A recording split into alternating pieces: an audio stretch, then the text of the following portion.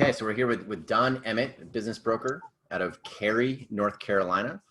And Don, thank you for stepping up to be here with us today. I know we're just starting this out. We're going to roll this into the podcast, and we're going to add this to your blog interview that we have up on the BizNexus website. But maybe you could just start off by telling us a little bit about who you are, where you are, what you do, and how you help entrepreneurs.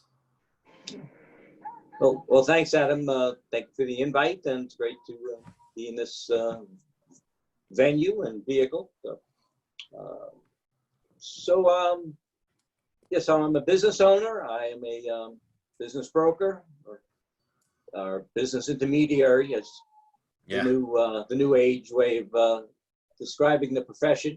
There's still no consistent name for it, right? It's are you business intermediary, business broker. What does a business intermediary, business broker do?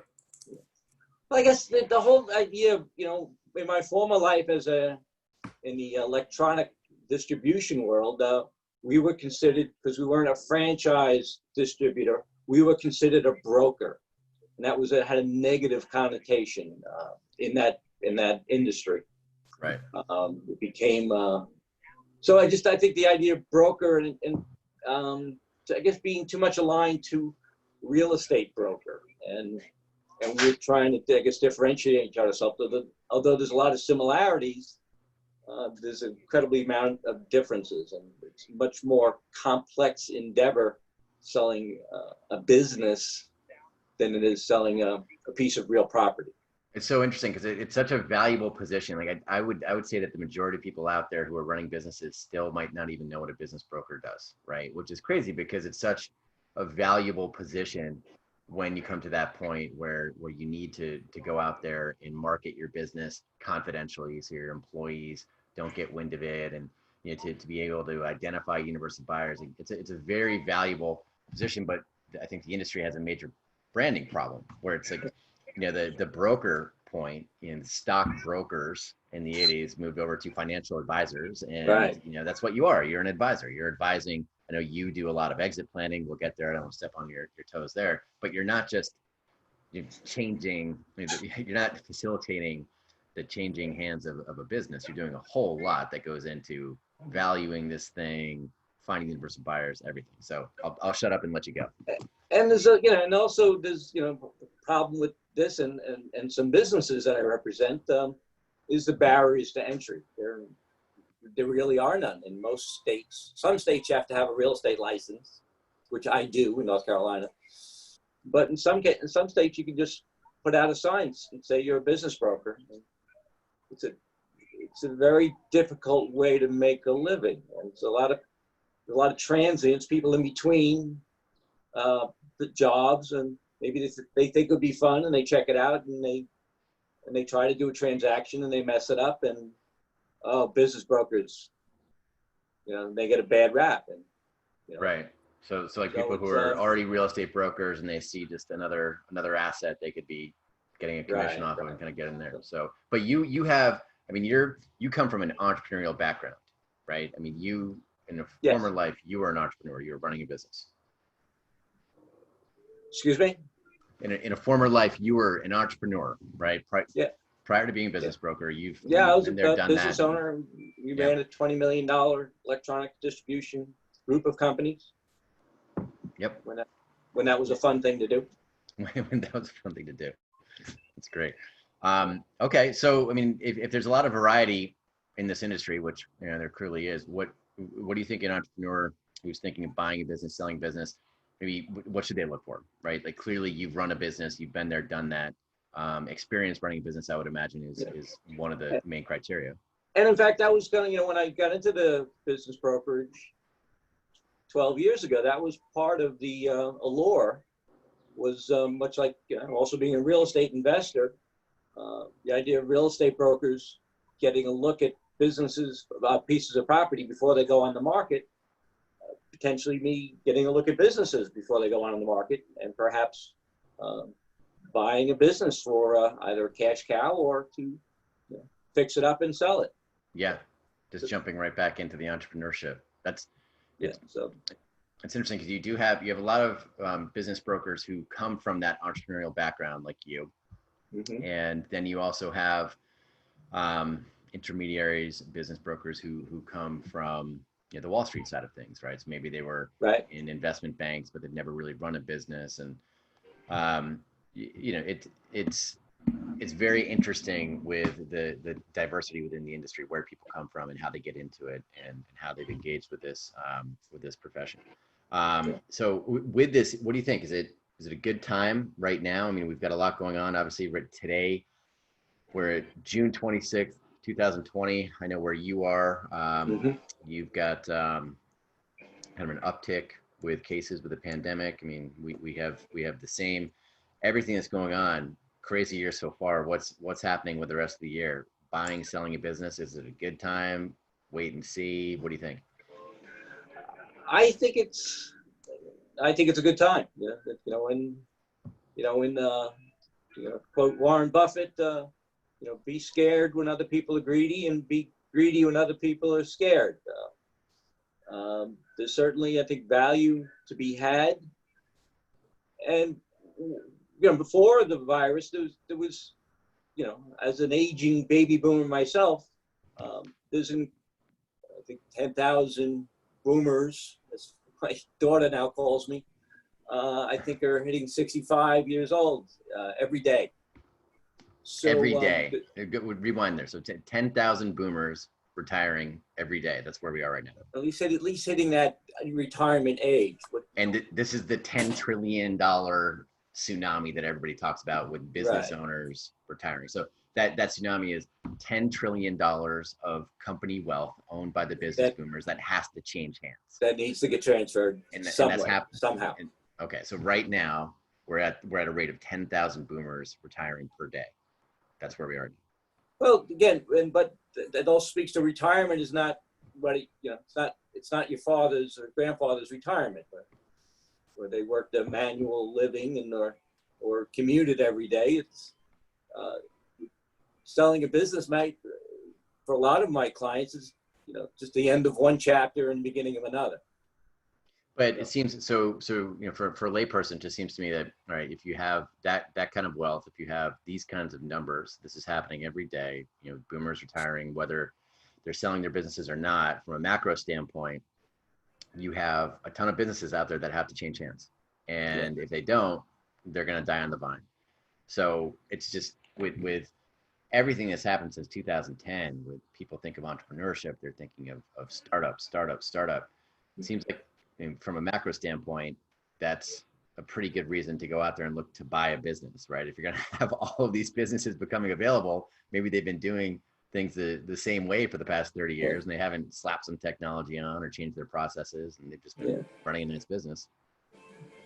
Yeah, going back to counting 220, it's a classic make versus buy scenario. Do you start something from scratch, or do you take what I consider a much less risky approach and buy a functioning existing operating business?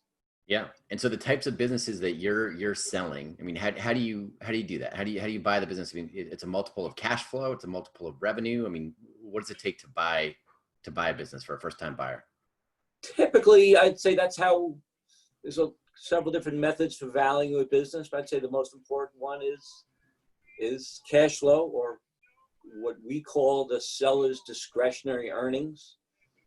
Okay. Or for larger business, you might call it EBITDA, earnings before interest, taxes, depreciation, and amortization. But it's basically the sum of the benefits of the business that's accruing to ownership. That, this could be salary, cars, perks, etc. And it's the amount of funds that are available to service debt and to pay a livable wage, and perhaps to invest back into the business. And yes, generally, people be looking to pay a multiple of that number for a business. So for a small business, and I know you're doing a lot of exit planning with larger businesses as well, but this conversation has kind of gone towards the first-time buyer and Main Street businesses. So let's stay with that for a second. So if you're going in and you're buying a small business and you find this SDE number, this cash flow number, let's say it's $100,000. I mean, what kind of multiple are you looking at? I think that, as I started to write in my post the other day, seems these days the most popular answer to a question is it depends. Yeah, always has been. Yeah. So I guess a range. We were talking about so 10 times range 20. two to three, I'd say, is most common. Getting above 3 to 4 is something special. Yeah.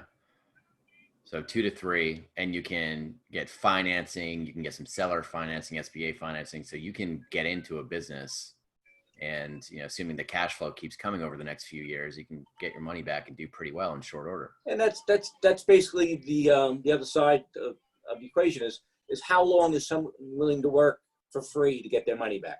Right. Interesting. That equates to the multiple. Interesting. Any tips for getting a deal done in this environment? Anything that's unique about this moment if you're looking to buy a business or sell a business? One of my favorite recent expressions is, if you think working with a professional is expensive, try working with an amateur. See how much that costs. So I'd say have a good team, of experienced, deal, an attorney that does business transactions, an accountant that's experienced in due diligence, and you're going to get 4 weeks to 8 weeks generally to prove the numbers. So have a good team in place, work with a good intermediary. Yeah. And you look, it's like life. You look into its cost benefit and it's risk versus reward. So you want to ideally minimize the risk. Yeah. But we're working with an intermediary. It's not just putting a business up for sale, right? I mean, you're working with your clients for years sometimes, right? I mean, sometimes you're years, sometimes months. Yeah. Yeah. So that's a really important point. Depends on the business and, how it's been maintained and how are the books and Yeah. Are they ready? Is there management that's going to stay? That makes for a more valuable business and an easier transition. Yeah. And less risk for a buyer. There's a whole lot of work and a whole lot of advising that happens leading up to a successful transaction, which I think, is just a supporting argument for having a business broker or an intermediary who has that experience of actually running a business, selling business, been there, done that. Yeah. I guess, also speaks to, are you buying a job, just income, or are you buying a business, an investment that you're ideally looking to grow? And perhaps, maybe combine it with other acquisition strategies and seek to go for a larger exit 5-10 years down the road. What about all these sellers out there right now? Again, we're in June, the end of June 2020. So, the general economy has gotten pretty crushed this year, and that may continue for another quarter or so. We'll see. Our fingers are crossed. But for these sellers who just might not be in a position to sell right now, I know you do some work with exit planning. Can you work with somebody to help get your house in order, to line up the buyers, to make sure that you can have a structured auction when that time comes? And maybe you could just tell us a little bit about what it is that you're doing with exit planning and what that value is for the entrepreneur.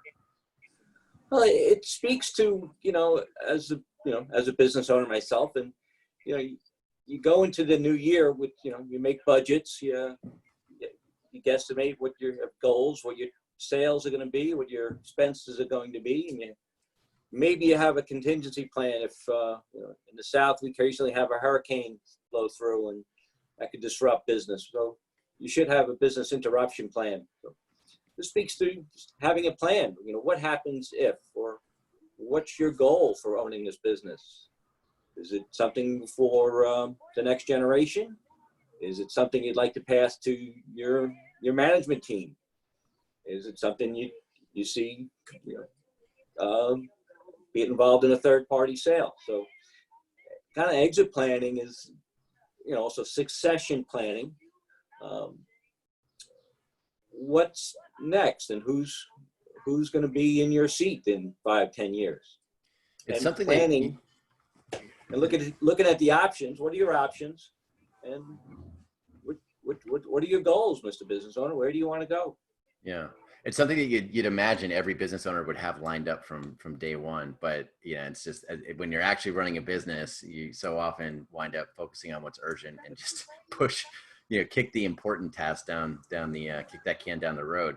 I think it speaks to, I'm sure life insurance salesmen have right.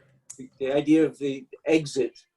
People think of the end, and they don't want to, that sounds like, dying, and people don't want to talk about it.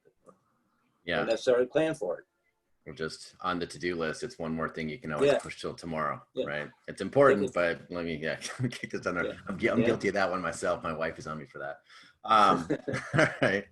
Well, yeah, that's great. I know we're running up on time here. So anything, how do we find you? Anything else that we didn't touch on in this conversation? I'm sure there will be more, but in this one, anything else you want to touch on now, and let us know how we can get a hold of you.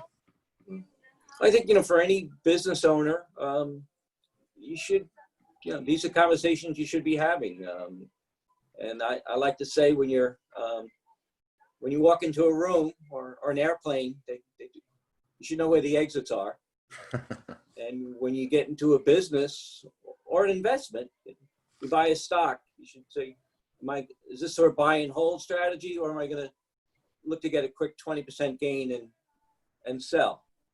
If I'm in a business, what's the long game, and plan for that, and be a good idea to have a conversation with somebody like me.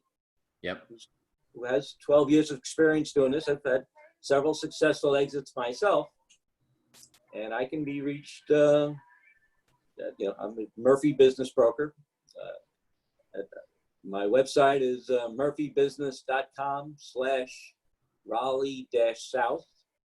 My email is Donald. My last name, Emmett, EMMETT, @murphybusiness.com.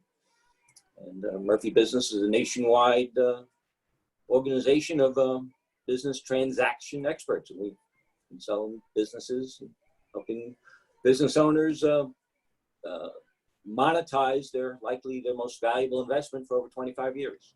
Yeah, it's one of the better franchises out there. You guys are national, and you can also find Don on BizNexus if you just look for a business for sale, in the North Carolina area, or you look for a business broker in the North Carolina area. Don's going to pop up. He's going to get suggested, recommended. But Murphy is definitely. That is a good point to bring up before we check out on this. Someone like Don will bring the entire Murphy franchise with him, right? So if you have a business and you're selling it, you're tapping into a national network of experts, regardless of what kind of company, regardless of what kind of buyer you might need, right? So what we like to say at Murphy, it's we as opposed to I. It's not what I did last year. It's what we did, and we sell about, I think it was like 350 some odd businesses last year. So basically a business a day we at Murphy are selling. Yeah. It's good turnover for something that takes 12, 18 months typically. And there's an incredible knowledge base within the company, and that's available to me.